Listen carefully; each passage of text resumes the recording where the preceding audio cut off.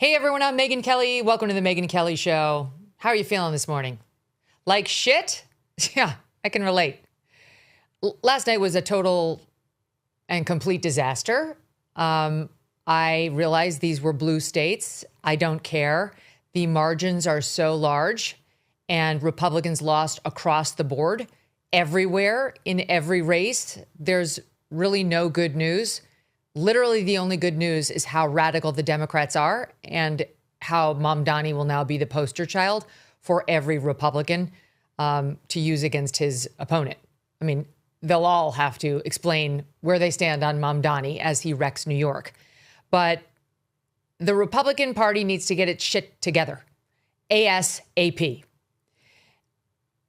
I'm really glad we spent the past couple of weeks, as Sean Davis of The Federalist put it, policing some young person's group chat, what a podcast host said, and what the head of a think tank over at Heritage had to say. I'm really glad that the Republicans devoted so much time to that. That was a great move. Terrific move. Way to stick together, to really shine a light on what matters. The Republicans like to lose. They enjoy losing.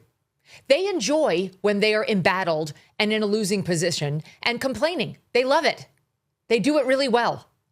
Less good at winning, especially when Donald Trump is not there to get them over the line. The Republican Party is not strong. Donald Trump is strong. Republicans don't know how to win. They don't know who to run. They don't know what to do when daddy's not there to fly them across the finish line. And that's just been so obvious. Meanwhile, Trump is all over the Middle East while people's groceries bills are still high. They're still dealing with inflation. They're suffering. Like, that's it. OK, we're focus on domestic policy and on making people's lives better. That's really all I have to say. Those are my top line thoughts. There's a lot to get into on why this happened and so on, but that's my top line takeaway. That and the matter of, an immigrant invasion that has now given us a radical Muslim running the greatest city in the world into the ground. That's where it's going to. He's not only going to be running it, he's going to run it into the ground. And God help New Yorkers. Thank God we got out. If I had a nickel for every time my husband and I have said that over the past few months, thank God we got out. Thank God. Our old apartment building, which you could not get into when we first bought there many years ago, more than 10 years ago, now has like 50%, almost 50% inventory. It's like unheard of. They're fleeing. And not for nothing, but that building had a lot of Orthodox Jewish people in it. I'm sure they're leaving for a number of reasons. One, it's an expensive building and I'm sure they have money. Two, they're Orthodox Jews. Who wants to be an Orthodox Jew under Mamdani in New York? It's insane. And the Orthodox tend to be more conservative and tend to vote Republican anyway. This guy last night, the anger that he spewed, I mean, he dropped the mask immediately. Mamdani did. Immediately. He got up there and was all but rubbing his hands together, looking at his new power and what he's going to do to the city of New York. God bless them. I wish them all the luck. And I'm worried on a personal basis because we go to New York, of course. If you live anywhere near New York City, you go. You go for shows. You go for occasional dinners. Your kids go. I shudder to think of what he's going to do to it. I mean, we didn't even we spent so much time on the socialism and his radical Islamist ties. We didn't even really spend a lot of time on the fact that he's budgeting, he said, $65 million to trans anyone who wants it from in-state or out-of-state, minor or adult, on the taxpayer dime. He basically wants New York to be a sanctuary for trans children. Last night, his speech, he thanked every foreign nation known to man. Like the Senegalese, whatever, hot dog salesman, the Nepalese cab driver. That's who he sees as his constituency. Meanwhile, he's up there talking about how this is for the guys who've got the scars on their knuckles and the calluses on their hands. They voted against you, you cretin. They all voted against you. The working class can't stand you. They're not buying your bullshit because the working class never buys bullshit. They can't afford to. They actually have to struggle to put food on their tables and worry about their kids in school and going to a school that's safe and one that doesn't have 45 different languages coming from the teachers because of the mandatory immigration laws we have now. They cannot worry about bullshit. The working class did not vote for you. They know you're a liar. And as I've been saying, a wolf in sheep's clothing. So spare me your speech about how the people with the calluses on their hands. You're from some rich Ugandan family. You're not even a born American. You came over here. You have dual citizenship. Your mother said there's nothing American about you, proudly. Your dad thinks we need to be sure to make sure that we don't unfairly castigate suicide bombers. That's who you are. The working class knows you're a phony. The Democrat Party's a nightmare. They're the ones who put New York in this position where we had to choose between a sex pest grandma killer and somebody who appears to love radical Islam and wants to communize New York. Okay, those are the choices. Sliwa, you never had any chance. And at a minimum, you fucked over New York by staying in the race long before you had any chance. He's pulled, 7.5%? The voting's not done, but it's going to be very, very tight. It's basically 1 million for Mamdani and 1 million to Cuomo, and Sliwa split. But Sliwa got 7% of the overall vote. If he'd gotten out, if he'd said, okay, I'll work with Cuomo, I'll endorse him, I want a place in his administration, it could have gone the other way. But he didn't. He didn't. And look, I understand he had no obligation to get out. He's a Republican on the ticket. But he had no chance, and everyone knew that. Everyone knew that, including Curtis. He didn't care about effing over his city. And his name is Mud there, man. Good luck to him. He used to be greeted like a hero. You see him on the subway, guardian angels, they're there to protect you. Like a hero. No more. No more. Except with the Mamdani crew, who I don't think is exactly his constituency. I guess I do have more to say, and I'll say it over the next couple of hours, but I want to get through this intro and then to our first guest. In Virginia, it was a fucking nightmare, too. All right, that's 3 F-bombs in the first 7 minutes. My apologies. Nightmare. Democrat Abigail Spanberger won. That was no surprise. Winsome Earl Sears was losing. She came on here, spewed a bunch of bullshit about her internal polls. Bull. She got crushed by about 15 points. It wasn't even close. And amazingly, as predicted by MK Media's own Mark Halperin, Spanberger's victory was so large, she easily got that absolute vile attorney general candidate, Jay Jones, over the hump. He won. Those texts came out about him wanting to kill Republicans for being Republicans and their children so that Republicans would have to suffer. A position on which he doubled and then tripled down in writing and by voice via a telephone call to a Republican, to somebody he knew would not share his views, who kept hanging up on him and trying to end the conversation. He kept doing, he means it. And the Virginia voters said, we're good. Yeah, he's fine by us. Sure. He defeated Jason Miyares, the Republican, by 6 points. I wouldn't stay in Virginia. I would not stay there. I've lived in Virginia. I would not stay there if I had children in Virginia, knowing that the top law enforcement official is fine if my children die because their mother is a Republican. That's how he actually feels.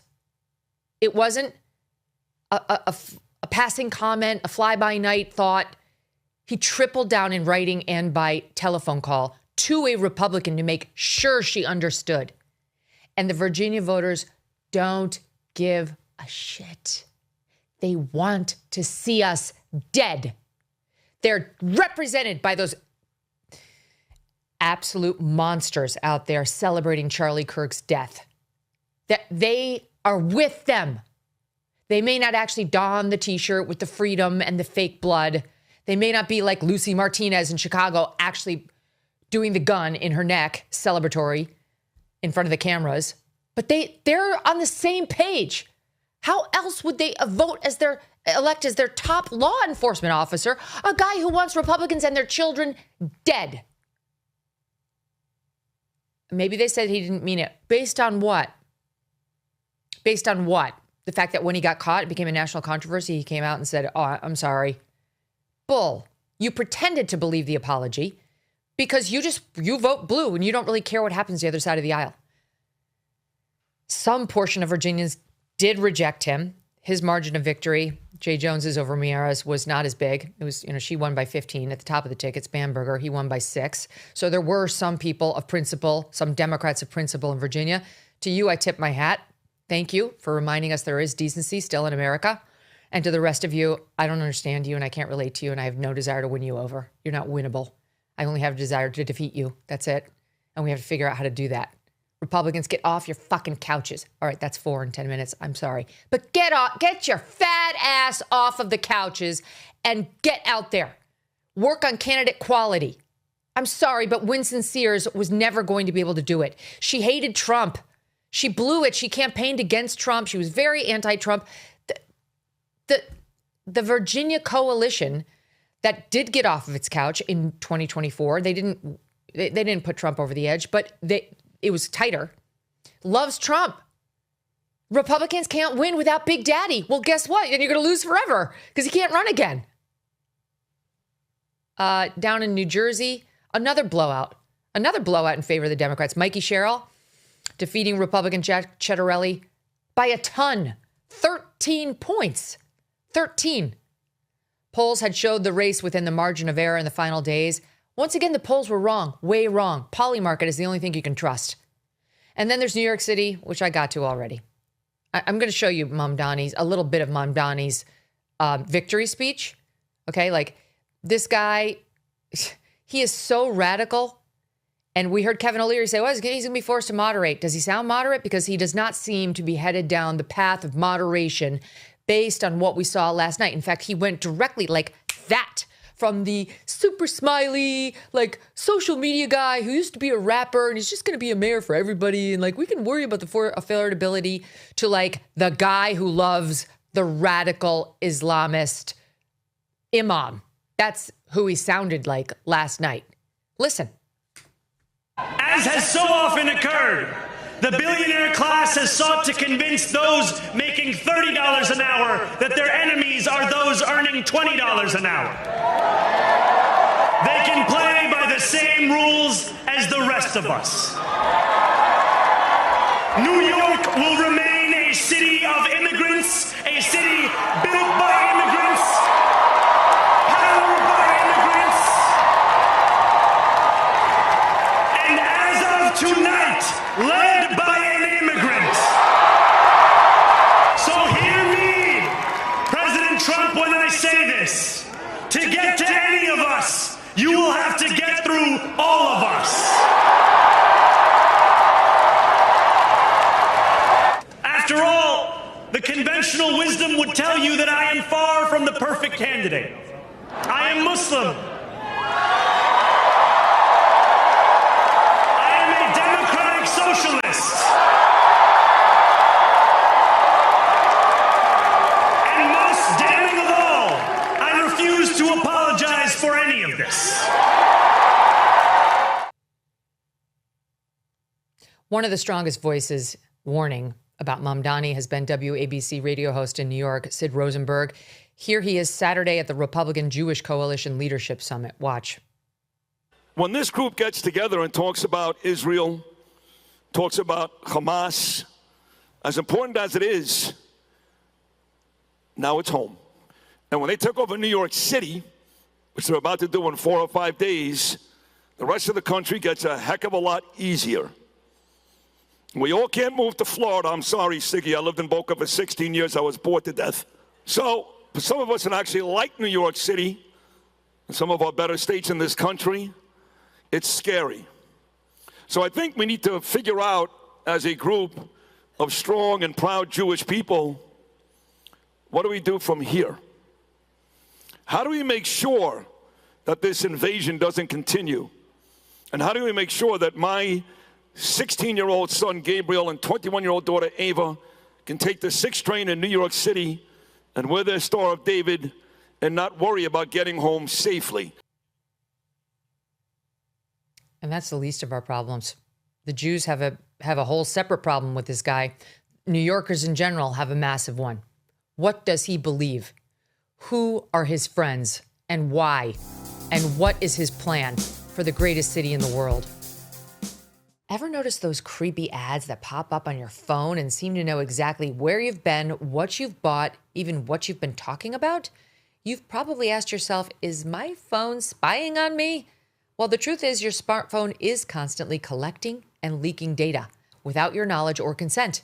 Every day, it builds a detailed profile of your life, your location, your habits, your interests, even the people with whom you communicate. That info is tracked, analyzed, and sold to the highest bidder. It's not just annoying, it's invasive, and it's happening all the time. But the Up phone by Unplugged is really different. This thing's very cool. It's designed to protect your privacy from the ground up. No hidden trackers, no data mining, just a secure, streamlined smartphone experience that puts you back in control. It's the phone for people who are sick and tired of being watched against their will. Ready to take back your digital privacy? Visit unplugged.com/MK and get $25 off a phone case with a purchase of a phone. Learn more and order your Up phone today. That's unplugged.com/MK because your life should be yours, not theirs. Sid is the host of Sid and Friends in the morning, and he joins me now. Sid, thank you so much for being here. Sid Rosenberg, your reaction to this devastating development? Devastating is the right word. Megyn, first of all, I'm really, really happy to be here. This is a huge honor for me. Thank you very much. I got to tell you a quick story. I'm talking to your producer, Allison, before I come on. And I say, a year ago today was the day that President Trump won the election. 1 year ago today.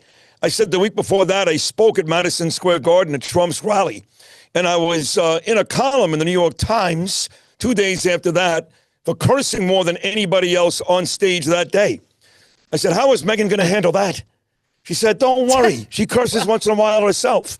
So now that you said fuck 4 times already, I know I'm in good company. My mom does not approve. My mom can handle any swear with that one. She'll tally them up and call me, sorry, Mom. But it's what a day we're having, Sid. No, you're right. Listen, it's a brutal, brutal day. You described it perfectly. Virginia, New Jersey. But here in New York, it's really scary. Here's a guy that I describe in 5 words. He's a terrorist. He's a jihadist. He's a socialist. He's a Marxist. And he's a communist. And now he's the mayor of New York City. Also, you nailed it. Here's a guy that was smiling an awful lot. He even went back on some of his prior statements, defunding the police. All of a sudden, he went from a virulent anti-Semite to a guy that loved the Jews. And last night, as soon as he won, as you pointed out, he had that angry, yelling speech like, I'm coming to get you. If you are a capitalist, if you are a Jew, if you love New York City, I'm coming to get you. So the people that did not vote for Mamdani, which is about half the city, by the way, Megyn, a lot of folks, they wake up this morning and they are scared to death. They are scared to death. The economic implications are going to be brutal. 48% of the taxes is paid by about 1% of the people that live here. Those are the billionaires. People like my boss, John Katsimatidis. They're going to leave. So economically, it's a huge issue. Jewish people like myself, all of a sudden, it's no longer safe. There's about 10 different things to look at that say Mamdani will make Bill de Blasio look like Rudy Giuliani. The young people put him over the top. I mean, under 29, guaranteed they voted for Mamdani, and up to 40, 44, they voted for Mamdani. Anybody over 45 voted for Cuomo and a few for Sliwa. But these young people said, the ones in that first group, under 29, they don't even remember 9/11. It's like they don't teach history anymore, and they have no personal memory of it. And so there's absolutely no hesitancy about electing a guy who's actually close to a terror-backing imam who testified for the blind sheikh who tried to bring down the towers in 1993. That is all true, and they don't teach about this stuff. I've got 2 children. One's 21, my daughter Ava. She just graduated college in the UK. But my son Gabe, he's 16. He goes to school in the city.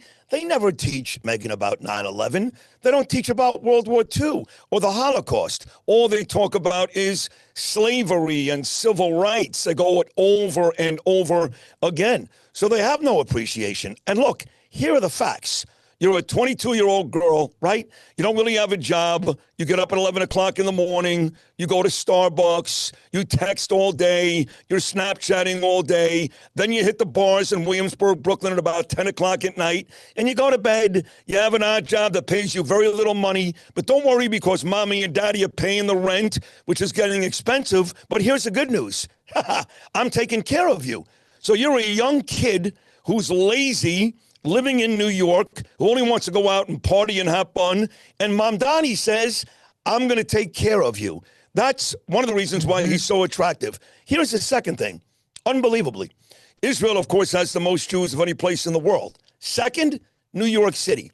It has become chic, Megyn. It has become cool to hate the Jews. So he had two real platforms here. A, everything's free. I got you. Don't worry, you young 22-year-old girl. And B, if you're marching in the streets because Israel's committing genocide, I got you too. It's brilliant. Yes. It's brilliant. I totally agree with you.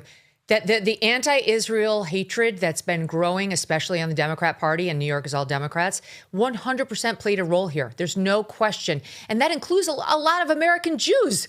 Like, it's not that Jews couldn't be critical of Israel, but there's a lot of like self-hatred or self-loathing, at least in the vote, in the way they vote. In New York, how could Jewish people in New York elect this guy? You know, it's funny you ask that. So I've been very, very critical of the liberal American Jew. When I say critical, I'm nasty, okay? I'm not nice. So I got a text from my wife about 2 weeks ago. She goes, Sydney, will you do me a favor? You are Jewish. They're Jewish. Can you lighten up a little bit? This is not BLM. This is not, the Democrats. I said, Danielle, sweetheart, I will. I'll try. So I spent the last 2 weeks trying to be a little nicer to my brethren, my Jewish people. And then, like you said, they go out and vote for this guy. I don't know if it's 14%, if it's 25%. It doesn't matter. The fact is there are Jews that are supporting Mamdani. There are Jews that every day are in with the Israel is committing genocide crowd and all that nonsense. So I don't know why they do it. I think this. American Jews, New York Jews, don't care about Israel. President Trump on my show last summer said to me, he said, Sid, you know what? 15 years ago, the lobby that was the strongest in D.C. was Israel, okay? That was the one. You never heard a Republican or a Democrat ever complain about Israel. He goes, now, no one has anything nice to say except for me and a few Republicans. So it has gone completely sideways, and the Jew in New York, what do they care about? Their shul on the Upper East Side on Saturday morning, their vacation home somewhere in New Jersey. They don't care about Israel. They don't care about the religion. They barely care about the hostages that, thank God, are home now. So it is a huge issue. The liberal Jew in America is as dangerous as any group in this country. You mentioned the young, disaffected person, like the young girl who, whatever, she can't pay her rent, but her parents have got her, so she's not worried. Got a great soundbite for you on that front. Independent journalist Nick Shirley spoke to one woman about affordability in New York, and look at this clip, 9C here. And who are you voting for? I think I'm going to vote for Zohran. Yeah. Why do you think so many young people are voting for Zohran? I feel like he's the only one that's coming up with plans that young people have been plans to help how the situation is in New York right now for young people. It's so expensive to live here, to even afford to eat. You got some matcha in your hand right here. Oh yeah. How much money do you spend on matcha here a day? Almost $10. Literally. We should absolutely tax the rich. They need to pay their dues for what they have done to the working class communities and people. They should be the ones paying for majority of stuff. I am a student. I don't have a full-time job, so I will not be paying taxes. Wow. I mean, that is central casting right there, to your point, Sid. That is, first of all, not exactly a Mensa meeting, those two, right? I think she said 19 times, like this, like that. But that's the issue, right? This guy says it's okay. You can be a student. And Sid Rosenberg, who gets up at 3 o'clock in the morning every day, busts his ass every day, has to get to New York City before 5 a.m. every day, then takes a train and a ferry to get back to Queens sometime at night. Don't worry, because Sid Rosenberg, because A, he's white, which has now become the enemy to America. If you're white and you're successful, you're the enemy. B, he makes a good living because he works hard. He's going to pay for you. So we're at the point now with people like Mamdani and in America where if you're a hardworking guy, specifically white and successful or female, we're going to pay your bill because we have become the enemy. How about the number of foreign-born New Yorkers who put him over the top? I think it was 34% of those who lived in New York their whole lives voted for Mamdani. And the vast majority of people who voted for him and put him over the top were foreign-born New Yorkers who wanted a foreign-born mayor. Look, you said it at the very top. You're right. He thanked like 30 countries. I didn't even know the name of 2 or 3 of these countries. I swear to God, they didn't even exist. Same. I mean, and they live here. Megyn, they live here. So, yes, he got the majority of those folks. Look, every single exit poll, whether it was, folks from different countries, even gender, he did well there. Latinos, he did well there. Blacks, he did well there. But to your point, yes, if you're from outside this country and you live in New York and you want to live the dream used to be, Megyn, you get up early in the morning like I do, like you do. You work a full day. You're exhausted at night. Maybe you can watch an hour of television. You fall asleep. You feel good about yourself. The new dream is you can do nothing. Do nothing all day, watch SpongeBob, maybe smoke a joint or 2, have yourself a bowl of cereal and a nice lunch, and people like Megyn and Sid are going to pay for you. So now you can come here from another country, and guess what? Have the greatest life you can possibly have. So we're so diverse already in New York, and it's getting more and more diverse every day. They don't want Andrew Cuomo. He's going to make you work for your money. Or Curtis Sliwa, I guess. They want somebody who's going to make their life as easy as possible, and that's this creep, Mamdani. It doesn't work. John Stossel, dear man, good friend, he does these great online videos, and there are 2. You should go to his X feed, the listening audience, and look at the top 2 on how socialism has worked out in the past in America and elsewhere, and in particular taxing the rich more to cover these new goodie programs or deficit shortfalls, whatever. It never works. The rich people always win. They either leave or they get better at hiding their money, but they will not wind up footing the bill. And he will not be able to foot the bill for these programs. They will flee, just like the one smart thing I've heard Governor Kathy Hochul say. She's like, I can't raise the taxes on the rich people anymore. They'll leave New York. Already here in Connecticut, you can't get a home. In the surrounding suburbs of New York, already they're filling up with expats leaving New York by droves. Like I said, my old apartment building is like approaching more than 1/3 empty, approaching 1/2 empty, which is unheard of, Sid. So you've got these promises of freebies that are going to make everybody's lives better, but they're not going to come true because the money base is going to leave and they never work out. And one other point, having just been 2 summers ago to Scandinavia, we went to Sweden, Norway, and Denmark. Nice. Which are heavily socialist, right? Especially Sweden and Norway. You know what they have? They have socialism over there. They have a form of socialism. And you know what else they have? The number 1 most use of antidepressants in the world. No one is happy. No one feels driven. No one feels like they can improve their own lives.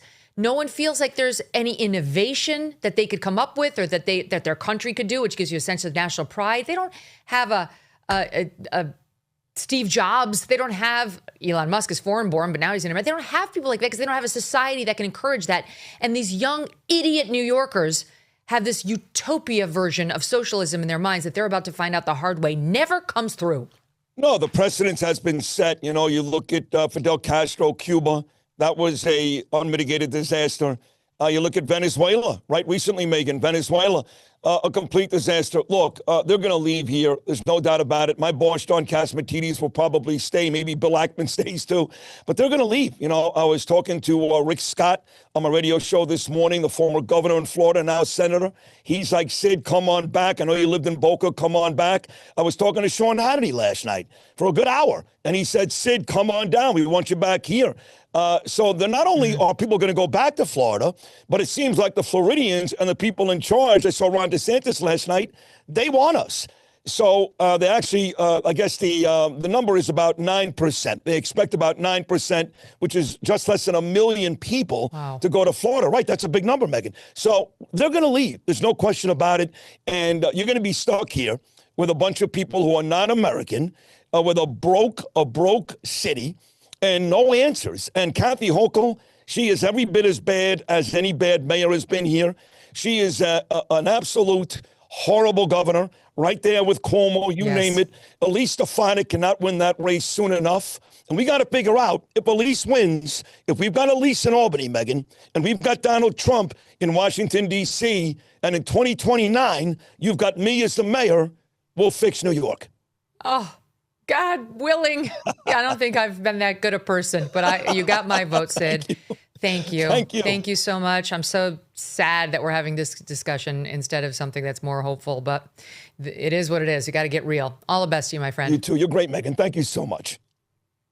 Oh, great to see you, Sid. Sid Rosenberg, everybody, WABC. Check out his show in the morning. It's the best thing you will listen to. He's just so full of personality and common sense and is unafraid.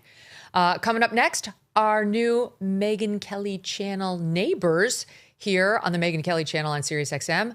The guys from Real Clear Politics. Really looking forward to talking to them. That's next. The tax extension deadline may have passed, but for millions of Americans, the real trouble is just beginning. If you miss the October 15th deadline or owe back taxes, the IRS is ramping up enforcement. Every day you wait only makes things worse. And here's the harsh reality. The IRS can charge a penalty of 5% per month, up to 25% of your total tax bill, just for not filing. That's in addition to what you already owe. The good news, there is still time for Tax Network USA to help. Self-employed or a business owner, even if your books are a mess, they've got you covered. With tools like property seizures, bank levies, and wage garnishment, the IRS is applying pressure at many levels. But it's not too late for you to regain control. Your consultation is 100% free. In one short call, the experts at Tax Network USA can determine how much you can save. Call 1-800-958-1000 or visit tnusa.com/Megyn. Let Tax Network USA help before the IRS makes the next move. After all, if anyone can show a nation betrayed by Donald Trump how to defeat him, it is the city that gave rise to him.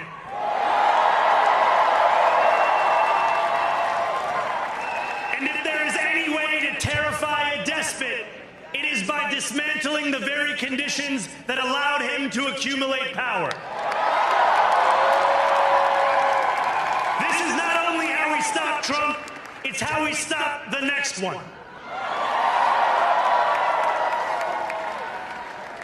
So Donald Trump, since I know you're watching, I have 4 words for you. Turn the volume up.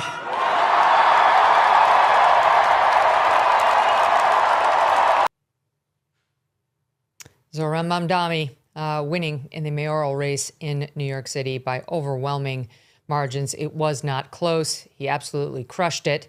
Young people in particular running to the polls to push him over the top. The turnout in Manhattan versus the last mayoral election was double. It was about 1 million last time around. It was 2 million this time around. In particular, young people running to elect this guy and his promises of socialism. Welcome back to the Megyn Kelly Show. Tom Bevan, Carl Cannon, and Andrew Walworth of Real Clear Politics are with me now. They're not only hosts of a great podcast, they're our new neighbors on the Megyn Kelly channel, live every morning at 11 a.m. Eastern. So if you're listening to us via podcast or YouTube, and you guys want to get all the Real Clear Politics analysis straight into the Megyn Kelly Show as soon as it airs, you should be listening to us live on SiriusXM Live or on the SiriusXM app.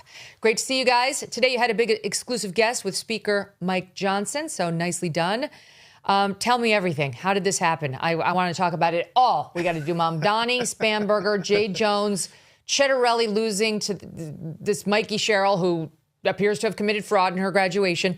Okay, there's a lot to go over. That terrible result in that one Georgia race where all 3 of those local board members were kicked out for the first time ever. Was it an energy thing? I don't know what it was, but Marjorie Taylor Greene was talking about it. Steve Bannon was talking about it. So signs of trouble in Georgia. There's a lot to go over. Carl, you start. The counter revolution has begun, Megyn. It's hard for us to figure out what the real moral of the story is for the Democratic Party.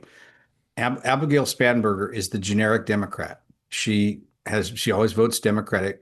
She doesn't go off and talk about dismantling capitalism, but she won't She's with the Democrats on transgender athletes, and she won't even call for convicted sex offenders to be 58-year-old convicted sex offenders to be removed from girls, little girls' locker rooms in public pools in Fairfax County and Arlington County. And she won. And Mamdani, who fashions himself, he's kind of a, revolutionary. There's a lot of, he's never done anything. It's like a theater kid pretending to be Che Guevara, but he wins big. So the Democrats are going to have to, the Speaker of the House told us that Mamdani is the face of the Democratic Party. We're not so sure that's true, but the constant. Well, that's what the Republicans are hoping. That's right. But the constant was, the Democrats won. The variable was which kind of Democrat, and all of them ran against Donald Trump, down to, city council members and stuff. Yeah, the answer is all of them. Right. So look, I know, and I see Republican spinners online, and they're smart, trying to say, this is not your grandfather's Republican Party. This party is as radical as it comes. Mamdani is going to be hung around like an albatross on every Democratic candidate running in 2026. I get all that. That's smart politics. But realistically, every Democrat won. The moderate ones, the radical ones, they all won. And not only won, they crushed. They outperformed the margins. They outperformed the polls. The races that were supposed to be tight weren't. They ran away with it. You tell me, Tom Bevan, why? Well, because, as Carl mentioned, so Donald Trump is a turnout machine, right? We know that. And when he's on the ballot, MAGA turns out, Democrats turn out, and you have these really close elections, which we've seen in 2016, 2020, and 24. Okay? But when Donald Trump is not on the ballot, right, Democrats still run as if he's on the ballot. I mean, you look at these exit poll numbers. I mean, all these Democrats, they were angry. They were pissed off at Donald Trump.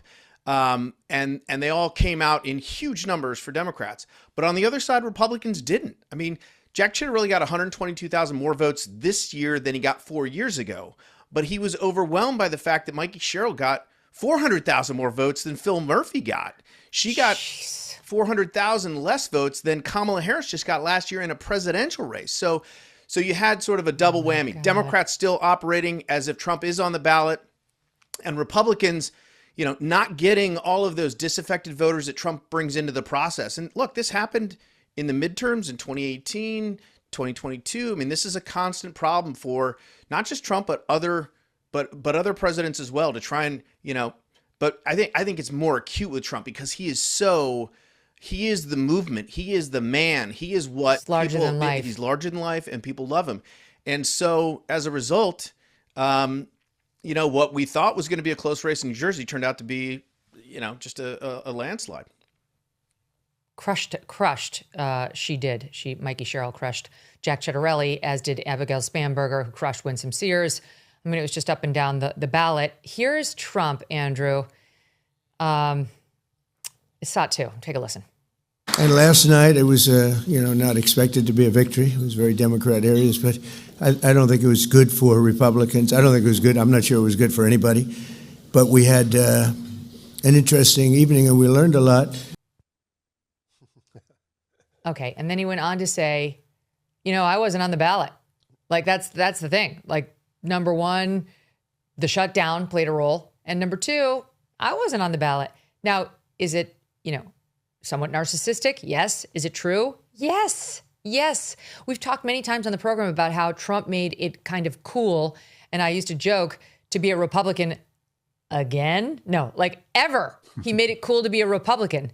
But it's just him. No one else is making it cool to be a Republican. No one felt inspired. I mean, literally no one, by Winsome Sears. And obviously, Curtis Sliwa was a non-factor. The Republican Party is not strong, Andrew. It's not.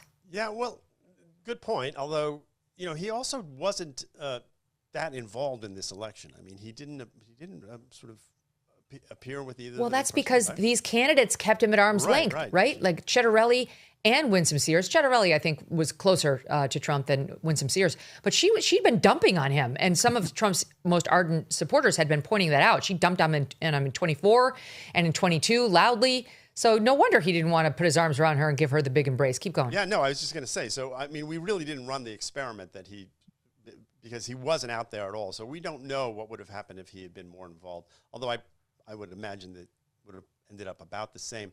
I will say this. I mean, I think that Gavin Newsom is the big winner of the night because why? Because he's getting 5 more seats out of California.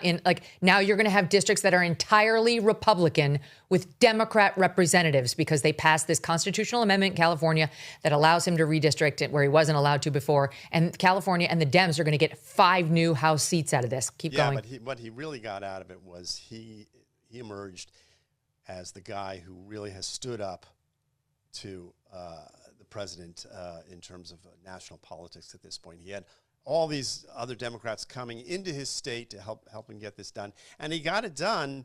We went back. If you look at the polls before when they announced Prop 50, it was not a popular initiative and ended up killing it. And something like 80% of the people in the exit polls, at least according to NBC, said they voted for it not because it was good for California, but because it stopped Trump. So, once again, but California is almost 40% Republican. So where were they? Why didn't they turn out to try to stop it? Well, Carl might be able to speak to that. Well, I'm out here in California. Those are your people, Carl. There were no ads. There was no leader. There's no real leader of the Republican Party in this state. They trotted out people like Kevin McCarthy, who never ran statewide and was deposed by his own conference, and Arnold Schwarzenegger. I got some pushback from Andy, but you had a whole generation of voters here in California who don't really remember Schwarzenegger. They don't remember push back on that, Carl. What? You did? Tom did? I'm sorry, Megyn. It was Tom. The Terminator. Schwarzenegger is also anti-Trump. So it's like they're assuming about these California voters that they're anti-Trump, and I'm here to tell you they're not. I know a lot of these people. They're listening to this show right now. We have a ton of fans out there. They are not anti-Trump Republicans, but they're treated by people like Schwarzenegger like they are. Like he's still the god of their party, and he's not. Well, the point was that they were vastly outspent. All the energy here was on. And, Gavin Newsom said this morning, it was a 100-day sprint or something, whatever. It's a 120-day sprint. He sprung this on people so fast, you almost didn't have time to absorb what was going on. There are 5.7 million registered Republicans in California and another couple of million who vote Republican, as you pointed out, Megyn. Now they're going to have 4 or 5 congressional representatives. I mean, the neighboring state of Arizona has 1.5 million registered Republicans, and they have 4 or 5 Republican congressmen. So what Newsom did and what the California electorate went along with was disenfranchising millions of people, basically not giving them any representation in Washington and claiming they're doing this under the guise of saving democracy. It was brazen, it was cynical, and it worked. I mean, it was a direct response to what happened in Texas with the redistricting there, which was it was based on race, and they tried to rectify it, but it looked nakedly political, yada, yada, yada. It resulted in more Republican seats. Then Gavin Newsom said, I'll do this. We're having the same problem right now on the filibuster, where you remember what happened when Harry Reid was the Senate Majority Leader. He took away the filibuster for lower court judges so that they could get President Obama's judges confirmed. And Mitch McConnell, who was the minority leader, said, you will rue the day. And then the Republicans took control under Trump, and they got rid of the filibuster for Supreme Court judges. And that is how Trump got 3 of his confirmed, 3 seats on the U.S. Supreme Court, something the Democrats still rue. And notwithstanding all of that, President Trump right now is calling for the elimination of the filibuster as a legislative proposition in the U.S. Senate, which would be a watershed moment for America. Count me against it. You need minority rights in the Senate. That is just a dangerous move we do not want to take. It's so short-sighted. I understand his frustration completely. But wait, let me go back to Mamdani for 1 second, because it's all connected. I want to play you something Ari Fleischer said on Fox News last night, Tom. SOT 20. Mamdani will be the middle name of every Democrat running in every race around the country. And the socialist win tonight is not over. There's a race in Minnesota right now where a socialist may beat the incumbent Democratic senator of Minneapolis. Keep your eye on that race. Socialism is a growing problem for the Democratic Party. And the more the Democrats embrace socialism with all the horrors that it entails, the crime that'll take place in New York City, the abandonment of New York City by the successful and the taxpayer, this is what's going to hurt the Democratic reputation and base going forward. It's hollowing out the Democratic Party. I would so much rather, even with tonight's bad results, be the Republicans in the big picture than the Democrats. And I just want to say one thing about that Minneapolis race for mayor, that Omar Fateh and Jacob Fry, the George Floyd kneeling, mask wearing current mayor, are in a ranked choice voting battle right now. Jacob Fry got, I think, 45 and Omar Fateh got 35%, but you have to get over 50 to win. So now it goes to, I don't totally understand it, but now they count people's second choice. Right. And we don't know who's won that yet. So we don't know whether the socialist won. But frankly, both of them are equally far left and loons. Good luck, Minneapolis. They're your problem now. In any event, go ahead, Tom, on that. Everybody's going to wear Mamdani around their necks if the Republicans do this right. Well, that's certainly the Republican plan, and that's what we heard from Mike Johnson. I mean, he was very clear about that. The question is that going to be a successful strategy in the long term? I suppose if Mamdani wrecks New York City in the next 9 months, yeah, it'll be great for Republicans in the midterms. But what if he doesn't? What if it's a slower process than that? To your point, Megyn, I think Republicans have to be pretty clear-eyed about this. And Johnson was, I don't want to say he was flip about it, but he was just kind of like, look, I was bullish before this. I'm bullish after this. This was Democrats voting in blue states, and that's all it was. And he said, the other argument he used, he said, well, our policies haven't even taken effect yet. That's the one big beautiful bill. We're still not operating. Those are going to go into effect at the end of the year. And then voters are going to start to see, all these great things. And I thought to myself, that's exactly what Joe Biden said when he was running, is that, you know what? Voters just they haven't felt my policies. They need another year or 2 years or 4 years. That's why I need more time in office. And we're just not explaining them properly. And if voters it's a communications problem. And that does not work. It never has worked. And I think Republicans have to be clear-eyed about the fact that the economy was the number one issue in both states, in New Jersey and Virginia. Inflation, healthcare was big in Virginia, and Democrats were winning those issues. And so I think Republicans have to be pretty clear-eyed about what happened last night and what they can do moving forward to put themselves in a position to win. Just hoping Totally agree. Hoping that Mamdani wrecks New York City is not necessarily a strategy. Not a plan. That's right. No, I so agree with you. It's like I really have no tolerance for these Republicans who are like on the bright side today. Like, well, what about this? Well, these were Democrat states. Of course they were Democrat states. We knew that. But you read the tea leaves. Look at what actually happened there. Why did the Republicans, same guy, Jack Ciattarelli, come within 3 points of defeating the Democrat opponent he faced 4 years ago and got trounced by some 15 points today? Why?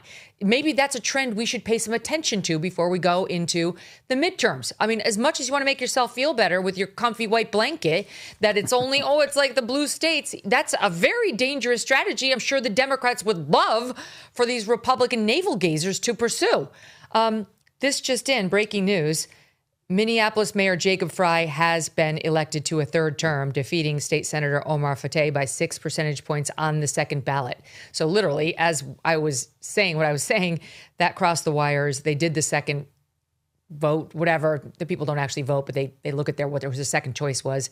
And so now that guy, Omar Fateh, whose campaign rallies actually look like you were in Somalia. If you don't need to go to Somalia, you just watch one of this guy's campaign rallies and listen, and it's like you've been there.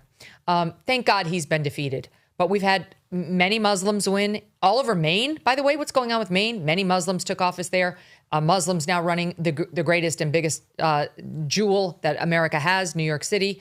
And it came very close in Minneapolis. And of course, one is running Dearborn, Michigan. And look, the audience knows how I feel about this. How much time do I have here, Steve, before we have to take a break?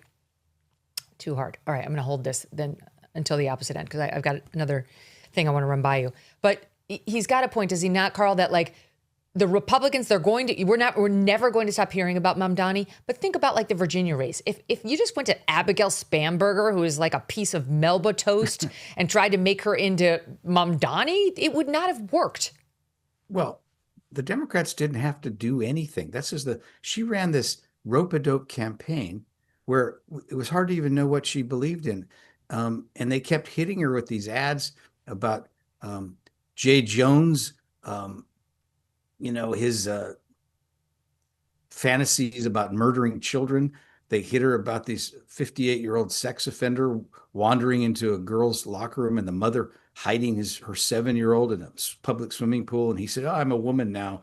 And she wouldn't engage on that. She ran this very safe campaign because she knew what was going on. Her polls and the public polls showed the same thing.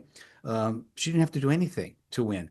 And so, Mamdani wasn't a different thing. He came out of nowhere. He's kind of an energetic demagogue. But the constant is whatever, the constant is the Democrat won, whatever kind of campaign they won. And to say that we're going to make Mamdani the face of the party, first of all, to Tom's point, I don't hope he wrecks the city of New York. What kind of position Republicans put themselves in where they have to root for the failure of a great American city? And secondly, right, he seems a little. He's not an emperor of New York. He's a mayor of New York. New York's a pretty resilient city. I was telling Andy and Tom. Oh, but he was talking about it. It's resilient, but it's already staggering. It's like in a war scene, you've already taken several shots and you're on your last leg, and now we take this one. That's the problem. Stand by. We'll be right back. A lot more to cover. Streaming November 16th on Paramount Plus, it is the return of Landman, TV's biggest phenomenon from Taylor Sheridan, co-creator of Yellowstone. Academy Award winner Billy Bob Thornton is back as Tommy Norris and managing higher stakes than ever before. It features an all-star cast, including Academy Award nominees Demi Moore, Andy Garcia, and Sam Elliott. In the wake of his former boss's passing, tensions come to a head as Tommy and Demi Moore's character, Cammie Miller, struggle to maintain control of MTEX Oil. And with his father, played by Sam Elliott, coming back into his life, Tommy must juggle both of his roles as an oil man and a family man as pressure builds and his worlds collide. Do not miss the hit series everyone is talking about. Landman's new season starts streaming November 16th, only on Paramount Plus. Welcome back to the Megyn Kelly Show. The guys from Real Clear Politics are back with me. Guys, I was just thinking to myself, it's so cathartic to be on the air like this after an election night, because when I was at Fox, I was in this straight news role where I could never say how I really felt. You could only kind of drive the conversation, which is the job, and I did the job, but it's so much nicer just to be able to express how I really feel. For me, it's cathartic. Okay, you mentioned something about Mamdani and government and he's not a king. He thinks he is. The No Kings crowd certainly responded to his king-like messaging.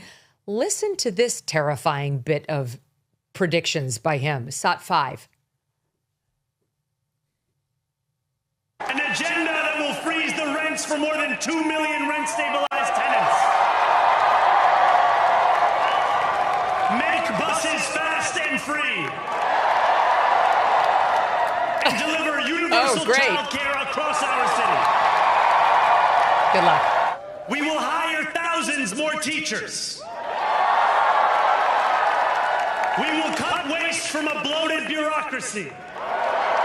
We will prove that there is no problem too large for government to solve and no concern too small for it to care about. Whoa. What? Wow, yeah. What? Andrew, that's a problem. Yeah. Well, it's socialism, is what he's describing. There's no doubt about that. There's a couple issues. One is that a lot of the stuff he can't do. I mean, he can't raise taxes. That's something that the governor's got to do, and she's already said she's not going to do it. As far as the free buses go, there's a transport board, and there's bonds involved. It's kind of complicated, like all things in government. By the way, how's he going to make buses faster? Where does he get that power? I know the answer to this. Do you want to know what the theory is? The theory is that by people not having to put money in, that will make it faster and easier for the buses to run. That you eliminate that I'm step. happy to hear you say that, Andy. I thought they were going to run over pedestrians. This is better. They already do that. Have you ever stood on a corner in New York when the bus is going by? There's not even half an inch between the bus, its wheels, and you. You have a kid. Trust me, I have 3 kids all of whom spent their 0 to 10 years in New York. They've got to get way the hell, but you can't like be a foot back from the edge of the curb. You've got to be like 3 feet back. It's terrifying. Go ahead, Just Andrew. say nothing in the bike lanes. That's my fear when I'm in New York City. But devastating. So anyway, so he's not going to be able to do a lot of this stuff. A lot of this stuff isn't going to work. I mean, if anyone has ever gone to a co-op, when I was a kid in college, we had a college co-op for food, and it was terrible. It was a disaster. And you went down the street to Johnny's Food Master. That was the place in Somerville. That was the big, grocery store. And it was a thing of beauty. It was lit up at night. And that's one of the reasons I became a capitalist, was because I had that experience where I saw what happens at the co-op, the way the vegetables looked and the way the vegetables looked at Johnny's Food Master. 100%. I don't know if Johnny's Food Master is still there. But anyway, the thing is, with socialism, what you do is you blame someone else. So they will blame Donald Trump, who's already sort of led into this narrative a little bit by saying, I'm not going to send them money. So there'll be 100 reasons why socialism doesn't work in New York.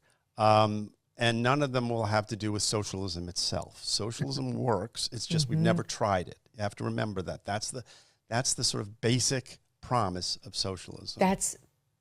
That's the reason why it was all young people. Young Nimrods who actually think, gee, this is a new idea. We should try it. No one's ever tried this before. How could socialism work? Maybe that's the answer to all of our problems. We'll be the very first. And by the way, we have absolutely no terrorism risk because there's been no meaningful terror attack that I can remember in my lifetime. I mean, this is like who's controlling these elections. Canadian Debbie really wants me to play the following soundbite for you, so I will. Independent journalist Nick Shirley again here, SOT 9B. Who are you voting for mayor? I like Cuomo, but I think Mamdani might be pulling the lead a little bit with me. What's your favorite example of socialism that's worked? I don't have a big example of socialism. Like between Venezuela, Cuba, Soviet Union, what's your favorite one? Man, you put me on the spot. I'm going to have to go Cuba. Do you think Mamdani's the future of the Democratic Party? I mean, I hope so. Oh, God. Yeah. That's scary. Yeah. Megyn, that's the quote of the year. I'm going to have to go with Cuba.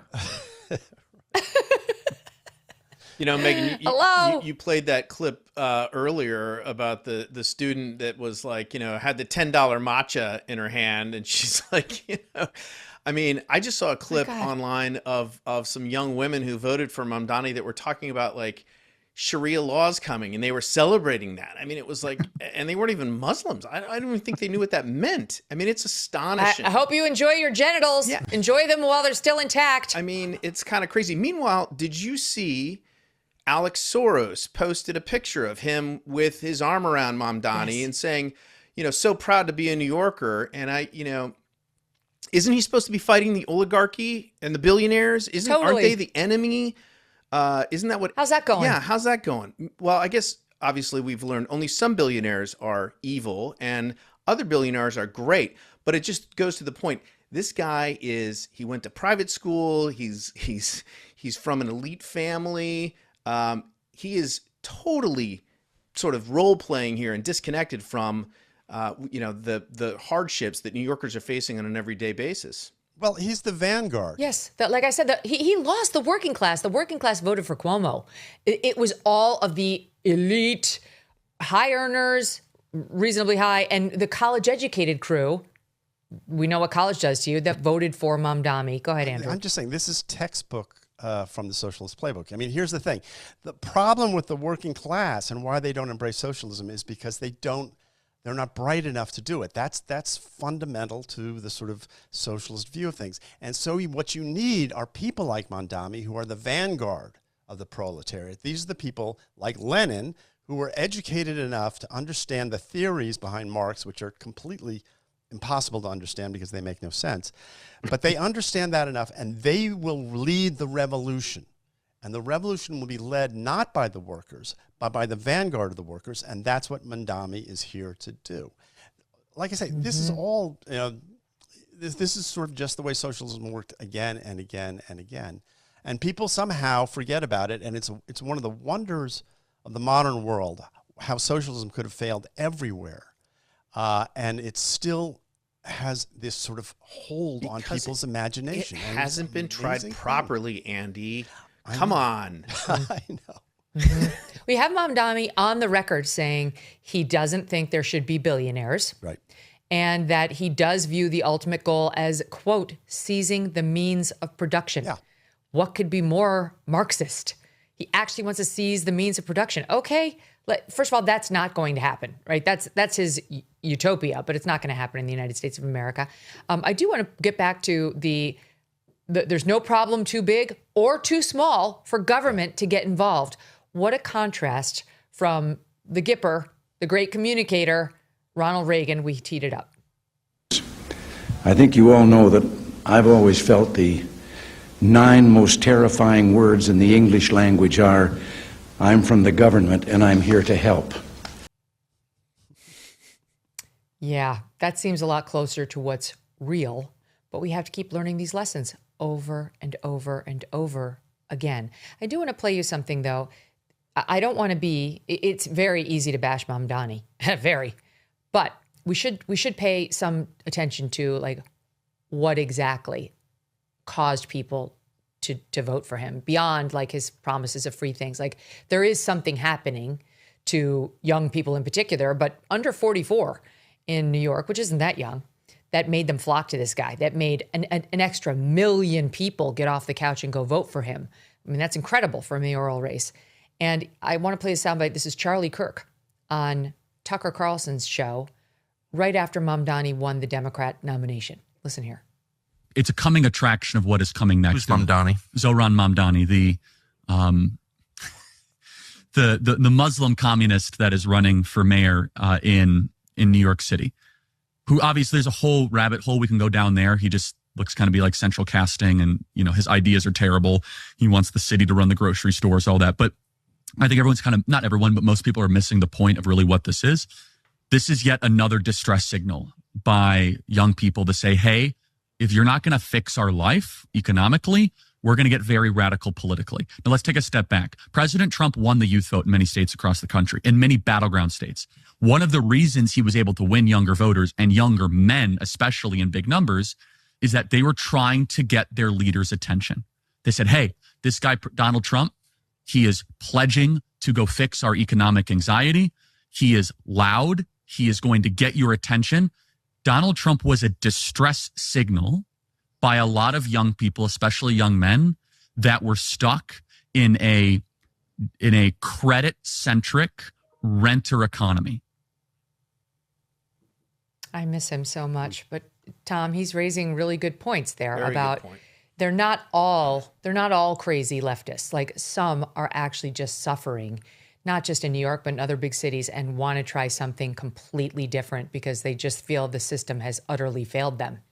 I think that's exactly right. And that's the genius of Mamdani's campaign is, he has all these programs which are pie in the sky. Obviously, we know we're not, but the central theme around which it was built was affordability. And that is a powerful word that everybody can understand. It doesn't take a lot to digest that. Everybody understands whether you're Republican, Democrat, Independent, black, white, doesn't matter. Can I afford this? Can I not afford this? And that's why it hit home, particularly, I think, with younger folks, and why Democrats, that's what Spanberger was talking about in Virginia. Cheryl was talking about that in New Jersey. And Republicans should be talking about affordability as well, because it is a huge concern for everybody in an economy where inflation has taken a huge bite out of people's paychecks and their purchasing power, from everything from healthcare to education to what they get at the grocery store. And that's why he's been so successful. And, Donald Trump was able to tap into that on sort of the populist right. And, Mamdani is sort of version of, I would say, Bernie Sanders sort of 2.0. He's done a good job of tapping into that on the left. And as Charlie Kirk rightly pointed out, that's not something to just be dismissed or waved away. And that's what I go back to my point earlier. I think Republicans need to be clear-eyed about what happened on Tuesday and figure out how to reconnect with those voters and solve those problems. Otherwise, they could be headed for a a not so great midterms. You've got a situation where Trump's main tool to get the inflation that he inherited, to be fair to Trump, down is his tariff policy. And he said from the beginning, it's going to take me a while. So I'm going to need you to be a little patient. Well, they're not. That's not really a virtue among the American electorate, and certainly not among like moderates in the middle who aren't diehard MAGA. They're not. They want their grocery bills to go down like ASAP, and they'll sign on to the person who's making the promise most believably and most boldly.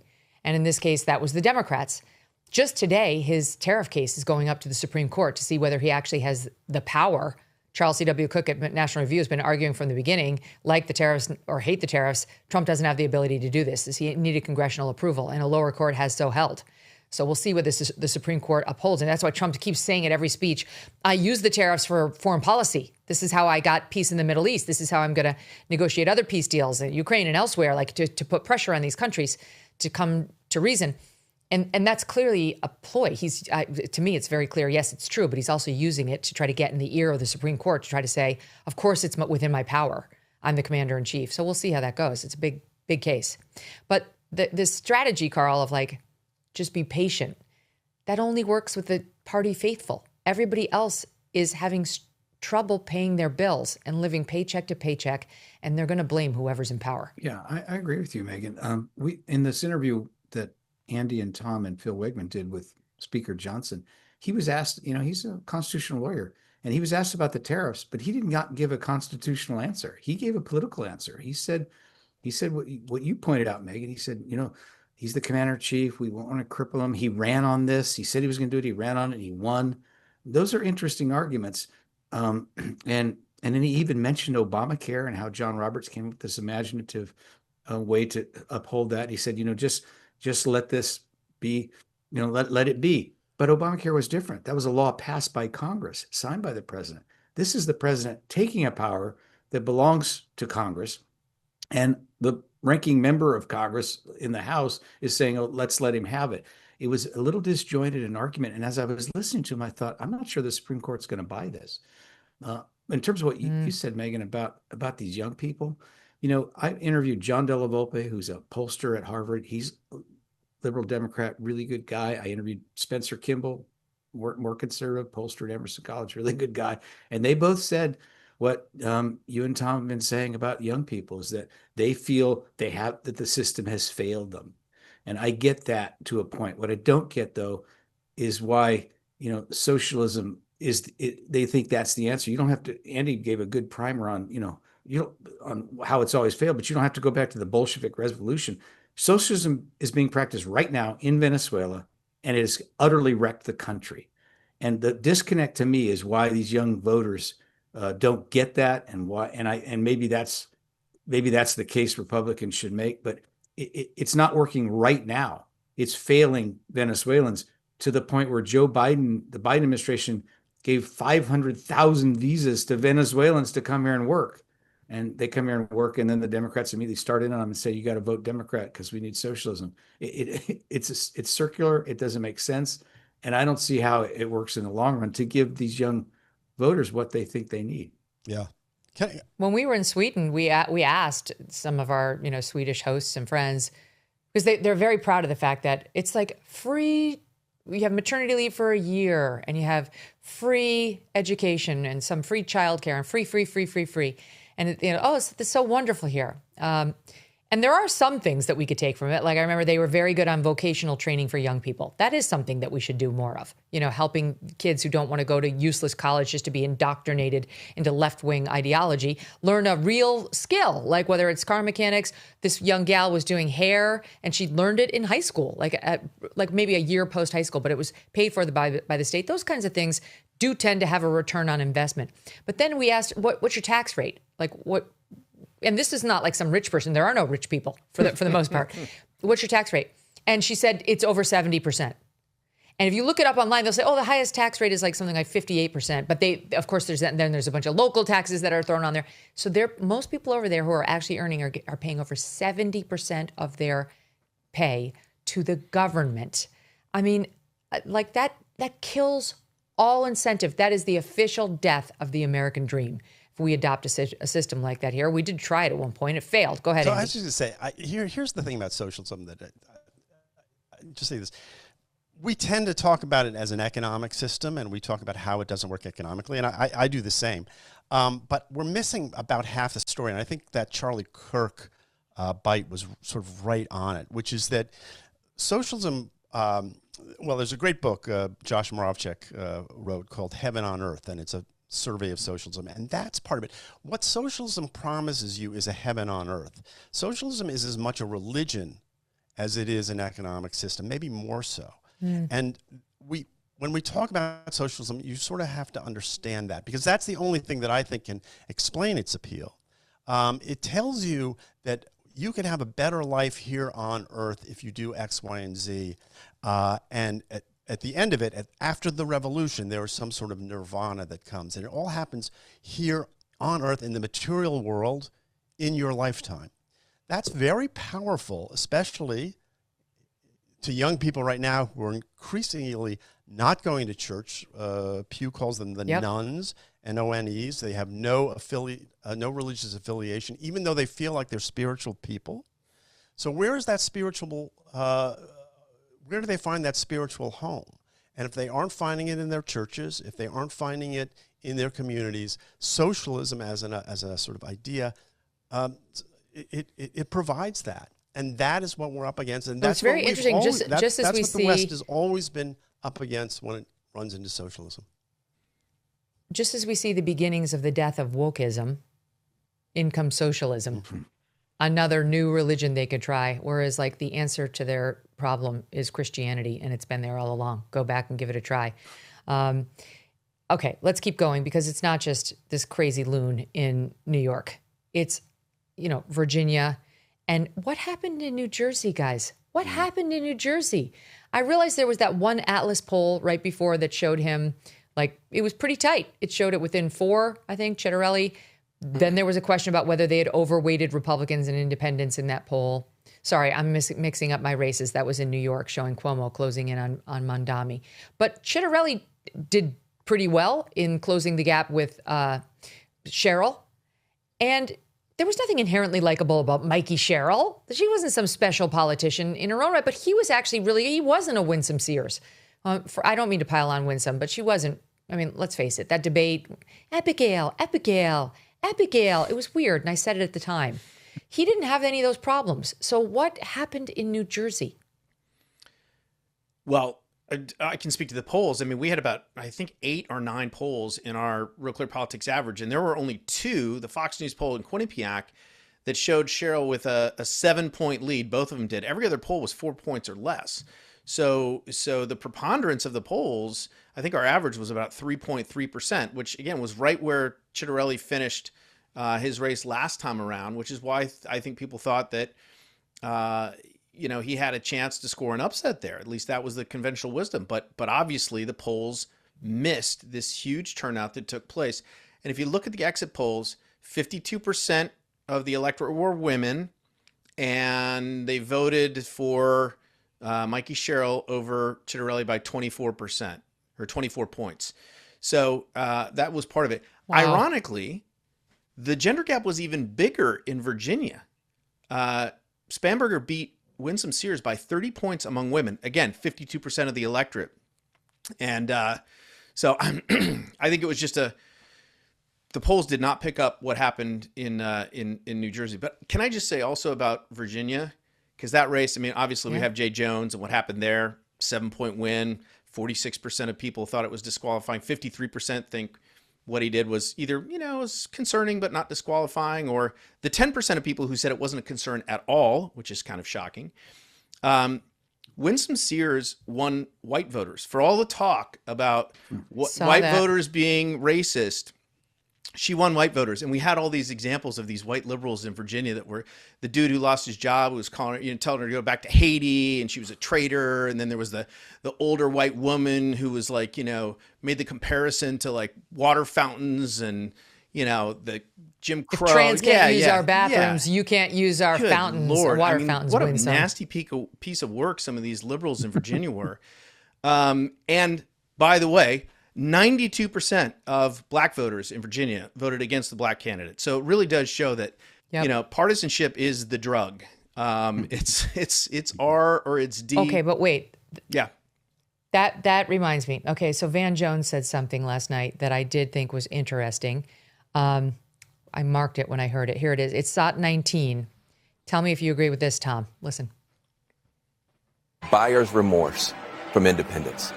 Independents gave Donald Trump a shot. Buyer's remorse. The Latin community gave him a shot. You see buyer's remorse. Black men gave Trump a shot. They've come back home. Buyer's remorse. Why? Because people are sick of the status quo. That's why they voted for Trump the first time. That's why they voted him out the second time. That's why they voted him back in. People want change. And Donald Trump said he was going to do something about grocery prices. He's done everything, but he's putting in gold toilets in the White House. He's tearing up. He's gallivanting around the world. And you're seeing buyer's remorse. What do you make of that, Tom? I think there's something to that for sure. I mean, independents did go for the Democrats in both states. And he's right. I mean, you saw the Hispanic vote and the black vote both reverted to sort of pre-Trump, means in terms of their support. The other thing that was interesting too, and this goes to, it being sort of a change election. We talked a lot about last time around the double haters. Remember the double haters, the people who did not like either one of the candidates. Well, they had the exit polls showed that in 8% of the electorate in Virginia and New Jersey were people who did not have favorable opinions of either party. Okay.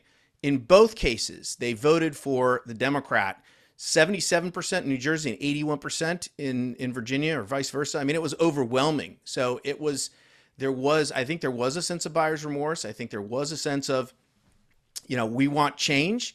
And I do think that there was a sense that, Donald Trump did say he was going to solve these problems, and he was off overseas, and he was not, I think, minding the store at home and you see this in his approval ratings. When you look at, when he took office, he was, the economy and inflation were two of his strongest issues, and pretty darn quickly he went underwater on those issues, and now he's very underwater. So the public has been focused on that while he's been focused on other things, and I think that's one of the reasons they took it out on the Republican Party last night. What about that? I saw a lot of that online, that he's been overseas and he's not focused on bread and butter issues at home. Now, Trump's been overseas trying to settle wars and trying to renegotiate trade deals as he tries to move us from a free trade to a fair trade approach. And so, there's a reason for it, but I see the reason, Carl, that people are questioning whether that was smart, like whether the average voter in Virginia or New Jersey or New York or Georgia is feeling like, where is he? Because my grocery bills are still sky high and he's in Vietnam. Yeah, I wonder if that it's a piece of a larger picture with President Trump, that Donald Trump's reelected, and a lot of these things he's done encourage prosecutions of people who offended him in his first term and went after him in his first term. This White House tearing down the East Wing and doing things that seem self-indulgent, like he's in it for him. And I think among independent voters, there's some disillusionment with that. And he didn't need to do any of these things. Now, we should sort of stipulate, right now the country's ungovernable, and I don't know any president could come in there and be very highly successful. But Megyn, do you remember when Joe Biden ran for president, he must have said this 50 times. If I'm elected president, I will work as hard for the people who didn't vote for me as the people who did. And Kamala Harris actually used that line in her speech in Chicago in the convention. But Joe Biden didn't govern that way. And so he just came across as cynical. But Donald Trump didn't even give it lip service. Donald Trump has not tried, he's not been worried about Democrats at all. He's not been worried about, and he'll say, well, that's a blue state, or that those people didn't vote for me. This is unique, and we've never had a president that doesn't even make an attempt to be a uniter. It's hard enough to do, but if you're not even trying to do it, I think a lot of these independent voters can that Trump's in it for himself, or he's in it for MAGA. He's not really in it for me. So I think this was a problem for Republicans last night. It's like so frustrating to hear you say that, because I think you're probably right. And yet I also know how Trump and, core MAGA are feeling, which is the reason we have to play a Charlie Kirk soundbite instead of hear from Charlie Kirk is they put a bullet in his neck. So fuck them. Right. I think that's how a lot of us on the right are feeling. Like, I don't care. I really don't care what blue voters in New Jersey want. I want a sane country, and I want a fighter in the White House who will steamroll right over them if they try to pull this shit. And yet their brand of violent politics seems to be growing, or a comfort with it seems to be growing, because we have a top law enforcement official in the Commonwealth of Virginia, which is a great state, who really seems committed to the idea that Republicans and their children must die in order for policies to change, right? So it's like, I've been talking to my kids about this election. We've been talking more about politics as they get a little older. I don't even know how to explain to them that Jay Jones won. It's like, that's disconcerting. They know that this guy advocated for Republican children to be shot just because they're the children of Republicans. Like, they don't understand how a state would put that guy in office. Well, I live there and I don't understand it either. He showed me that he was unfit for office, but he won, and he won comfortably. But, we should remember that Trump's approval rating, Tom, I think this is right, is low, and maybe at the lowest of his second presidency right now, but it's still above where Obama was at this point. I mean, isn't that correct? I mean, he's unpopular, but only compared to where his popularity has been for the, since he took office. So that's a good news, bad news story, because you saw what happened to Obama in his midterms. Trump may fare no better. But there's a lot of ruin in the country, and we'll see what happens here. But one of the other data points, Megyn, that came out of the exit polls, if you believe these exit polls, is that a majority in both states thought that Trump's immigration deportation system had gone too far, and those folks voted overwhelmingly for the Democrats. And I think there has been enough negative publicity surrounding some of that stuff that Democrats have managed to leverage that issue against Republicans as well. And by the way, there were also... And you have the shutdown in Virginia. The shutdown in Virginia. That did not play well. And apparently they're blaming Republicans, which is not right, but they are. Yeah, and there was also an exit poll question on trans rights. And do you think they've gone too far or not far enough, or just about right? And about 45% in Virginia, and about 45% of folks, who I assume are all Democrats, said that they haven't gone far enough, or they're just right. But a majority said that they've gone too far. But I just think 52% say they've gone too far, but still some portion of those 52% voted for Spanberger, right? Who will bring them even farther potentially, or will certainly leave try to revert Youngkin's reforms. Can I ask you a quick question about Youngkin? Steve Bannon's going off on Youngkin today. He's very unhappy with him, and he and some others have said this is officially the death knell to his presidential hopes, because he's leaving after 4 years as the Virginia governor, and obviously there wasn't much of a baton to pass to win some. And he also said, and this may or may not be true, I didn't follow it, but he said that he kind of pulled what the Democrat Party did with Kamala with respect to Winsome, where he didn't really encourage an open primary and just kind of like handed it to her, even though there were obvious questions about whether she was a viable candidate for the top job in Virginia. I think most of us are thinking it's going to be JD or Marco anyway, like a member of the Trump administration who will be the Republican standard bearer. But Youngkin was on the short list, in those we talked about last time. So what do you make of Steve Bannon's theory that he's done? I don't buy it. First of all, no one will remember this in 2 years. And that's crazy. I mean, it just doesn't make any sense. Because we live in these sort of, world where we're get on the radio and we talk about this stuff. We think everyone cares about it so much. I mean, in a week, we won't be talking about these elections. We'll be talking about something else. And Youngkin will rise or fall. I think the bigger question for Youngkin, if you will, is just, if he's out of office for 2 years, what's his platform? How does he keep in front of the American people? How, if that's what he's trying to do. I think it's very hard now. He'll start a podcast. like well, everybody else. That's about it. I don't think he's made for the podcast world, but I do think he's a good man. I've told the story before, but just when we both appeared at Virginia Tech for Charlie, a venue I had agreed to go to with Charlie, and then obviously couldn't. He showed up, and he was so sweet, you guys. He brought all of his full security that he gets as the Virginia governor, and it was, this is 2 weeks after Charlie was killed. And when he left early because he just did sort of like the opening remarks. He left all of his security for me and for the people there, which is like so sweet. He didn't have to do that. Like it arguably endangered himself. And I mean, that's a good man. I think Glenn Youngkin is a good man. I don't know whether he's got a future in a party that's dominated by MAGA, more MAGA style politics, but I'll vouch for him as a good man. I was going to say, I think his bigger problem isn't whether he did or didn't take responsibility, or this thing is his fault or not, Winsome Sears. It's just whether he's a right fit for the sort of national populist movement, the MAGA movement. He seems a little more genteel, a little bit more of a country club Republican, sort of from the pre-Trump era, if you will, and all of those folks. To me, there's a dividing line. When Trump won, there's pre-Trump and there's post-Trump, and all the folks who were running pre-Trump, Chris Christie, Jeb Bush, like those guys are done. Like if they tried to run again today, they would go nowhere. And it's all of no chance. Marco Rubio is the only one who was able to cross over and become part of the sort of MAGA movement, and has been very successful at it, which gives you an idea of just how talented he is politically.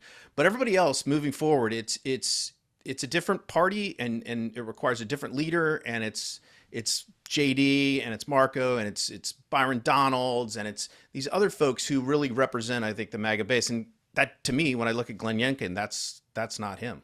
Well, but Governor and Youngkin, I'll give you a dark horse for your list. Don Jr.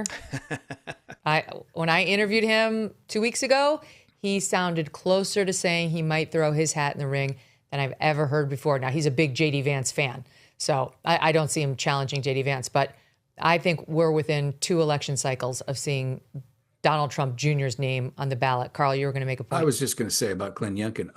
I've been at a dinner. I don't know him well. I've been at a dinner with him once, Megyn, and it seems to me that the animating feature of him as a public person is his he's just a very devout Christian, and that seems to exactly. Tom, I'm not saying Tom's wrong, but he doesn't fit the MAGA mold, but he's not just a country Republican. I mean, he's an evangelical Christian who takes his faith very deeply. And I think people who meet him are struck by his authenticity and his sincerity and like him and want to succeed. I don't know that he ever figured as a presidential candidate, but I think there's room for him in any configuration of the Republican Party. Yes, there should be. He, if not on the top job, he should definitely be in an administration. I'll tell you this.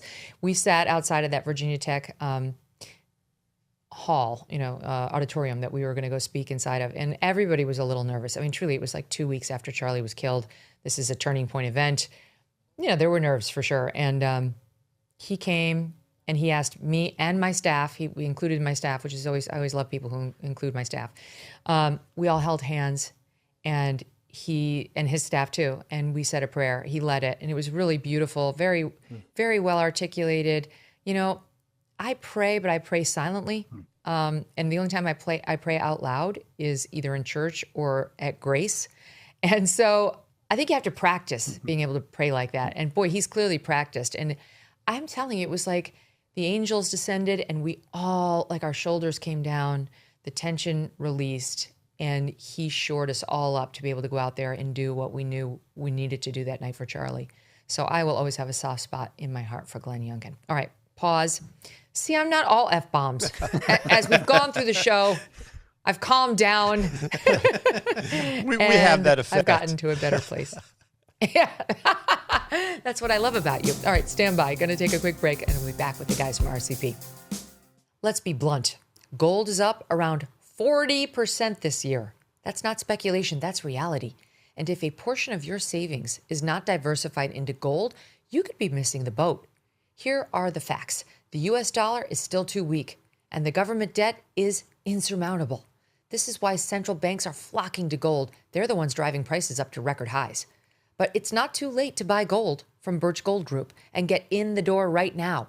Birch Gold will help you convert an existing IRA or 401k into a tax-sheltered IRA in gold. You can do it in whole or in part. You don't pay one dime out of pocket. Just text MK to the number 989898 and claim your free info kit.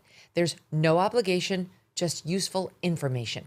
The best indicator of the future is the past, and gold has historically been a safe haven. Text MK to 989898 right now to claim your free info kit on gold. Protect your future today with Birch Gold. Welcome back to the Megyn Kelly Show. The guys from Real Clear Politics are back with me now. If you listen to the Megyn Kelly channel, which is now on the SiriusXM dial at channel 111, you can hear them every weekday morning right before the Megyn Kelly Show. That is a great dose of goodness. So you've got RCP into MK, and then after this show, we announced this a couple days ago, yesterday, on Tuesday, whatever it was, you're going to hear Emily Jashinsky with an after party show right here. Not her show after party, but like she'll be digesting what she witnessed and taking phone calls from all of you. And I'll be swinging by. Maybe we'll get the guys from RCP to swing by, take some calls. It's a party over here on SiriusXM. Okay, to quote the great Stephen L. Miller, who goes by Red Steez on X, everyone knows he's my favorite Twitter account. I regret to inform you, we've disappointed Michelle Obama again.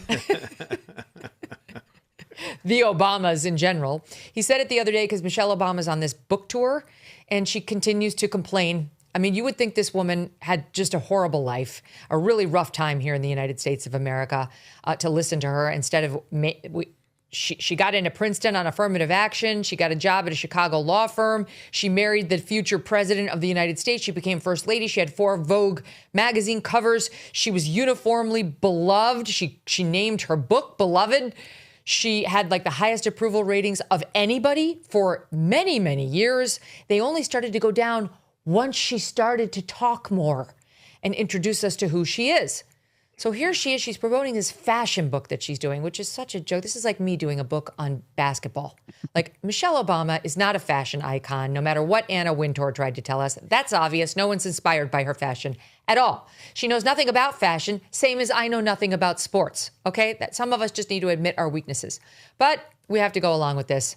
She's out there lecturing us on wokeness and America and fashion. Okay, and here's the latest offering as she sits down with Stephen Colbert. Take a listen to SOT 33. I knew very quickly that I had to control every aspect of how I showed up in the world. It was a race to let the country learn me from me before they learned this other crazy woman that they were talking about, the angry, bitter black woman that was a terrorist and a danger to her country and didn't love her country. And how I showed up in the world played a huge role in just reminding people that we're normal people. Yes, we're black, but we bleed red and we love red, white, and blue. Oh my God. Everyone knows that. You don't have to keep reminding us that you're black, just like your friend Karine Jean-Pierre. You don't have to work it into every single conversation, and also raise it as a way of saying the country's racist. We're normal, even though we're black. Weird white people who are racists and hate us because of our skin color. That's what she's saying. She said the other day they didn't get the same grace other first families got because of skin color. I'm sick of it. Amazingly, Andrew Walworth seems to want to take this one. Go ahead, Andrew. I don't know why I'm the Michelle Obama whisperer around here. Last time we were on, we talked about her as well. I just got to say. Hey, if I can ask Victor Davis Hanson about OnlyFans, I can ask you about Michelle Obama. You certainly may. And as a black woman of color myself, I will tell you. No, I think it's always amazing the sort of language she uses too, this sort of like how I decided to show myself to the world or something. This sort of weird sort of construct. I don't know where that comes from. It's kind of academic. It's kind of it's very PC. Overly therapized. Right? It's very off-putting, I think. I do agree. I think, and her relationship with her husband is kind of fascinating at this point, and she's put it out there so many times now. She kind of hates him, and is kind of stuck with him. She does. And, and yet you saw him out there campaigning. There was Obama. He's the one guy that they trot out, they've still got, who's got some juice and, probably helped turn out some votes in New Jersey. They didn't trot her out. They did not trot out Michelle. And I'm telling you, nobody's listening to this podcast.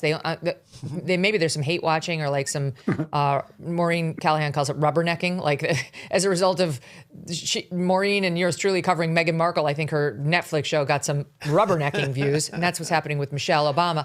But honestly, like the fact I had to show them, like the unfair people who suggested I didn't love America, Tom, that comes from her saying on camera that when her husband was nominated was the first time in her adult life that she was ever proud of her country. That's not some right-wing made-up thing. She said it, and people recoiled. Yeah, I was just going to say, I mean, that was how a lot of people, and that got a lot of publicity, as it probably should have, because that's not how you could say, well, she misspoke, but it's like, well, that's not how people normally phrase things. It's the first time in my adult life that I'm proud of my country. I mean, that's a pretty coherent thought. And the other part about her husband, she and her husband sat in the pews and listened to Jeremiah Wright for years. He married them. Talked about America, chickens coming home to roost and all of that. So it's not God D America. Yeah, absolutely. So this stuff didn't just sort of materialize out of nowhere. This is not some fiction that was made up. And she continues to, I mean, it's like a glass half full or glass half empty. I think a lot of people look at Michelle Obama and think, man, your glass is half full. I mean, you've lived this amazing life. You listed all the things. And now she went from literally no one to one of the most admired people in the world, who's like a multimillionaire with homes in Hawaii and Kalorama and all these places, Martha's Vineyard.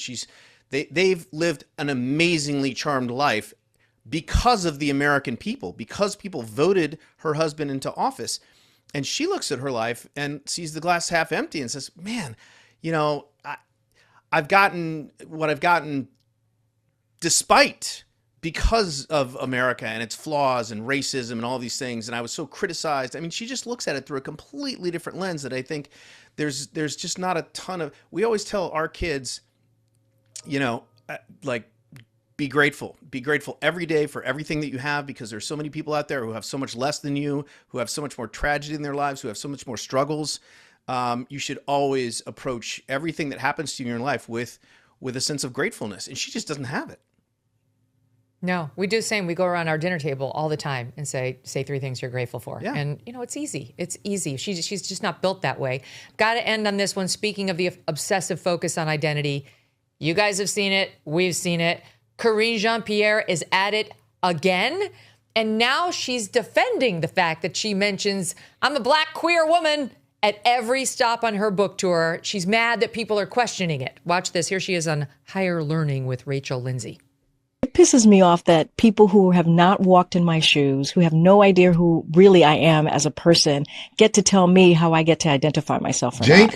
So it's like, shut up. I was like, you can't tell me how I get to identify myself. You can't tell me how I get to call myself. Like, screw you. Like, that's not okay. Like, that is not okay. You have no right to tell anybody how they should identify themselves and how they see themselves in the world. Like, you have not walked through my battles. You have not walked through my life. You don't even know my personal story. Here we go again. So that's how that just boils me up. First of all, she's a communications expert, allegedly. How I get to call myself. That is not a phrase. That is not appropriate English. But second of all, no one's criticizing. No one's telling her how she has to identify herself, just that she should stop doing it incessantly. It's not like, okay, I get that you're black. If asked what your race is, you should say black. But if asked what your, sexual orientation is, you should say you're a lesbian. I object to queer. It's weird.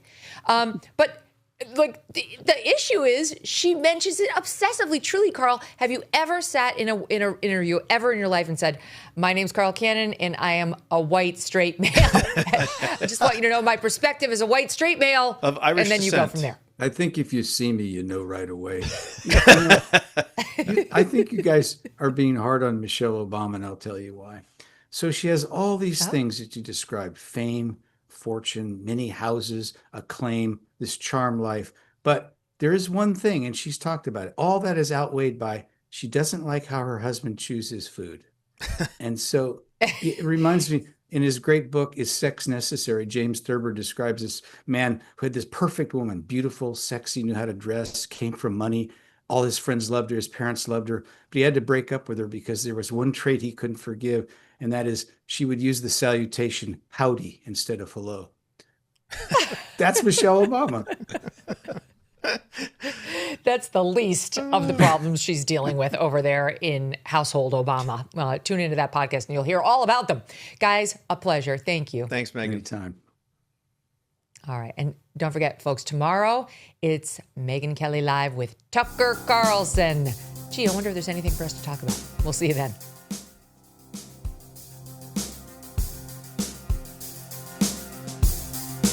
Thanks so much for watching. If you like what you just saw, hit the subscribe button for more clips and full episodes.